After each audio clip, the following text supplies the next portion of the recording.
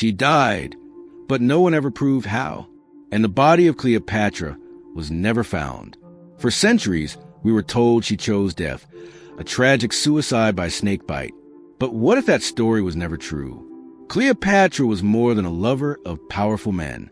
She was a strategist, a ruler, a threat to Rome itself. In this video, we uncover the secrets behind her final hours. Was it truly suicide, or something far more sinister? If you seek the forgotten truths of history, stay with us and subscribe. Cleopatra VII, last ruler of the Ptolemaic Kingdom of Egypt, remains one of the most iconic figures in ancient history. Born in 69 BCE, she was only 18 years old when she assumed the throne after a complex power struggle with her younger brother, Ptolemy XIII. Their rivalry escalated into civil war, drawing the attention of Julius Caesar, who sided with Cleopatra. More than a symbol of royalty, Cleopatra was a formidable intellect. Fluent in multiple languages, she was the first of her dynasty to speak Egyptian, a powerful gesture to her people. Her grasp of politics, science, and finance helped her stabilize a struggling economy through trade reforms and new taxation policies. She positioned herself as a reincarnation of the goddess Isis, a living deity, and used religious iconography to reinforce her sovereignty. Cleopatra's alliances with Julius Caesar and later Mark Antony were strategic maneuvers. These relationships provided Egypt with powerful military support while giving her unprecedented influence within the Roman world. To Rome, she was a fascination and a danger. Her influence over two of Rome's most powerful men posed a threat to the Republic's very foundation. And in the final years of her life, that threat grew too large to ignore. In 31 BCE, Cleopatra and Mark Antony confronted Octavian, Caesar's adopted heir, in the naval battle of Actium. Their forces were decisively defeated.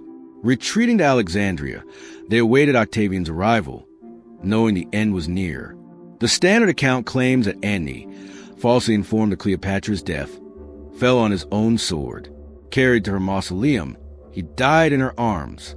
Days later, Cleopatra, imprisoned and facing humiliation in Octavian's victory parade, allegedly smuggled an ASP into her chamber and allowed it to bite her.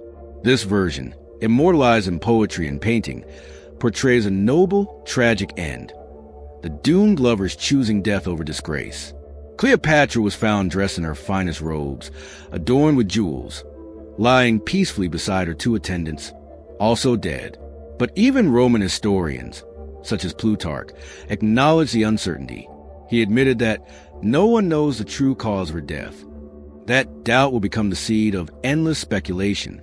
Most of what we know about Cleopatra's death comes from Roman writers, men loyal to the regime that had every reason to craft a politically useful story.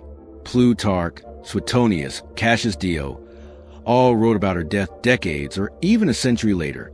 Let's reconsider the ASP theory. Cobras do not produce a quick or painless death. Victims suffer severe swelling, vomiting, and spasms, often for hours.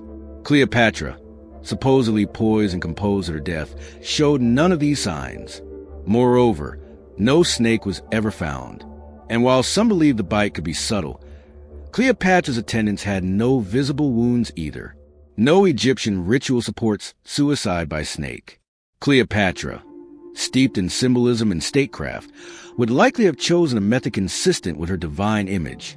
There's another inconsistency: the absence of public display.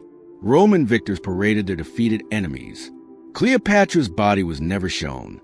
Her death was reported only by those serving Octavian's cause. And so we must ask, what if she didn't choose to die at all? Many historians believe Cleopatra was murdered. Poison remains one plausible cause. Ancient writers suggest she had a collection of deadly substances and tested them on prisoners. Her servants may have prepared the poison, or it could have been hidden in a hairpin or ring. But a darker possibility exists, that Octavian ordered her execution. Alive, Cleopatra opposed continued threat. Her survival could inspire rebellion in Egypt and among Rome's enemies. By eliminating her and controlling the narrative, Octavian erased opposition and solidified his image as the bringer of peace. He may have given her an ultimatum: take your own life and we will spare your children.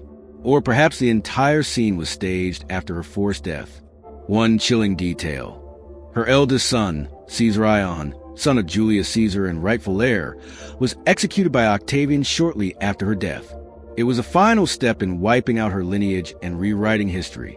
The absence of a public corpse, the inconsistencies in the accounts, and the political benefit to Rome all point to something far more orchestrated than a suicide born of grief. Cleopatra's story did not end with her death. Instead, it was reborn through centuries of art, literature, and propaganda. To the Romans, she became a seductive foreign temptress, a figure of moral decay and Eastern excess. To medieval scholars, she was a sinner. To Enlightenment thinkers, a tragic figure. To modern historians, a feminist icon reclaiming her agency in a male-dominated world. Hollywood crowned her again in the 20th century, with Elizabeth Taylor's portrayal blending glamour, seduction, and tragedy. But even this vision was shaped more by the fantasies of the West than by historical truth. In reality, Cleopatra was a brilliant leader, a master of image, and a visionary who used every tool available, intellect, culture, and yes, sexuality, to protect her people and her throne. Her death remains an open question, not because we lack evidence, but because the truth was buried with her, perhaps intentionally. What we do know is that she refused to be a passive figure in history. Cleopatra fought for her legacy until the very end. And maybe that's why her story had to be rewritten. The past is not a dead thing. It breathes through the questions we dare to ask. What if we misunderstood Cleopatra all along? Stay curious and never stop questioning the stories we're told.